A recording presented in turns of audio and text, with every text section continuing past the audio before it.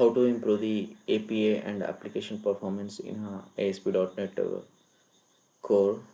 And so the first point is to implement the caching to reduce unnecessary database calls by caching frequently accessed data.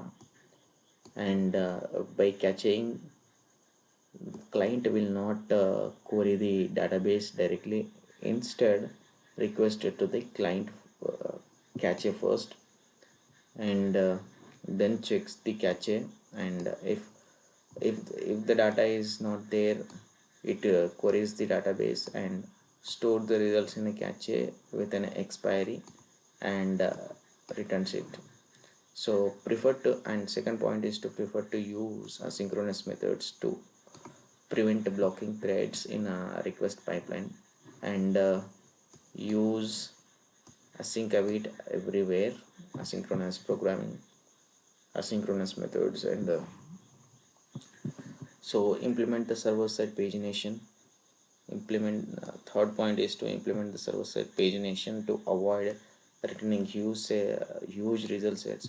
For example, I have in a million records so in a patient table, so a single query, it is not possible to fetch the entire data. So to retrieve uh, so to overcome this, to retrieve the data in a smaller chunks by using the pagination, and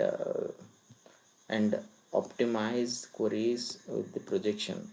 By using the projections, we can optimize the queries, and optimize with the projections by selecting only the required columns and fields using the select at the EF core query level, and projecting intro DTOs.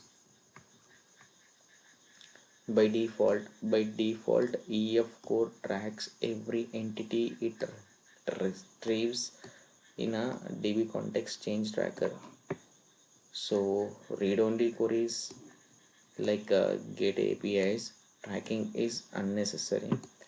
So tracking of these get APIs is unnecessary. In this case, prefer to use no tracking queries with the method as no tracking to skip the change tracking and avoid n+1 query problems, which will cause excessive database calls and slow the performance when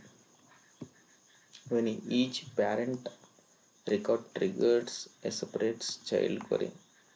And the seventh point is to use raw SQL and store procedures for complex queries. And some other points is like DB tuning and response optimizations, and DB context and correction pooling, and observability and validation. These are the things, and thank you.